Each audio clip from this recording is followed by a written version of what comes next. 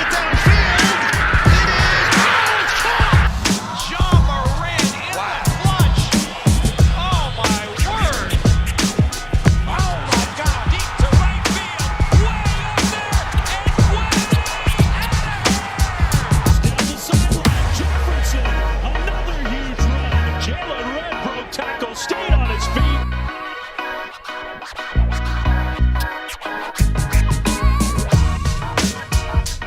What's going on, everybody? Welcome back to another episode of Blake's Take, and it has been 2 years since the Willamette football team played in front of its home student section and community.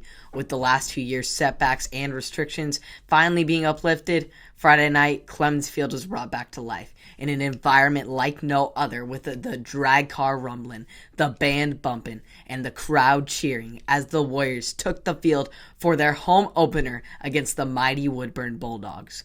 The Warriors' offense rolled right from the get-go, with their running back core leading the way, with Jacob Williams, Caden Muir, and David Griffith all gaining solid ground on a 10-play, 75-yard drive that was capped off by a Griffith touchdown.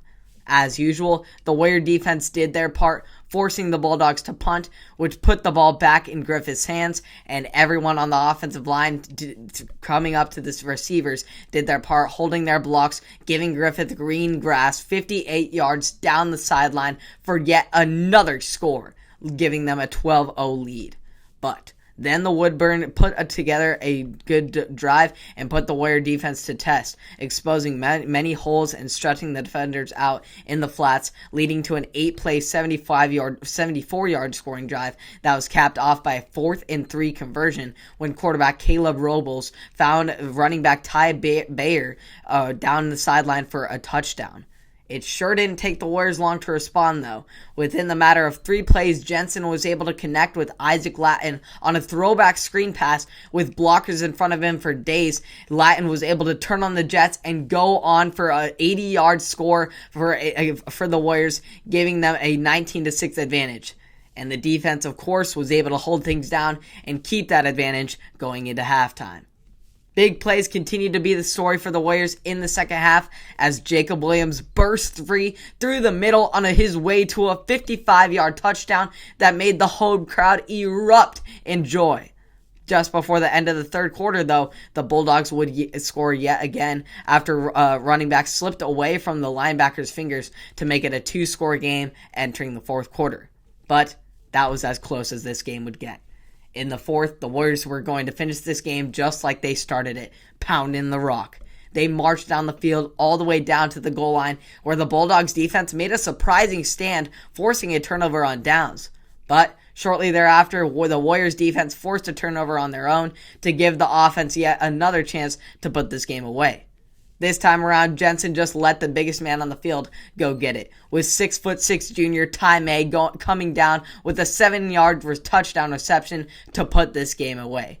Warriors win it 32-12 at Clemens Field and now improved to 3-0 on the season. Obviously, people will look at this game and see Griffith and Williams as heroes with their 178 and 83 rushing yards respectively. But those big runs don't happen without the offensive line, who has made great strides since the start of the season and is finally starting to click together and open up those designed run holes. They've got powerful size from tackles like Tyler Talley and Joseph Choi, as well as quickness from guards like Gio Abu-Said and Isaac Workman. This line is going to continue to develop more and more, which will help make the offense that much better.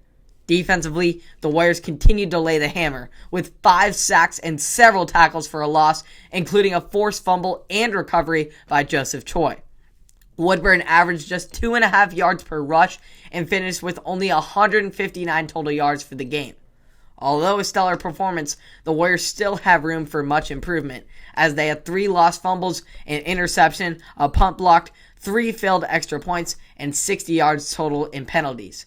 The road only gets tougher and tougher from here, so they're going to have to continue to clean up their mistakes, especially against their next opponent, South Umpqua, who is also unbeaten, so it's going to be a good final test for the Warriors before they begin league play. Congratulations to the Warriors on a big-time win, and thank you to everyone who came out from the community, and especially our amazing student section.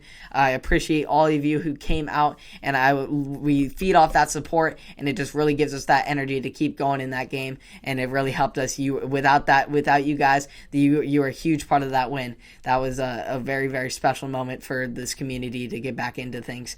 But now we'll have to go back on the road. We'll get a win, and then we'll come back back here for Clemens Field to kick off our league play. Hope y'all enjoyed that. You can catch all of this and more on Apple Podcasts, Spotify, and or YouTube, from local sports to national sports. And I will see you all in the next one. Have a great day.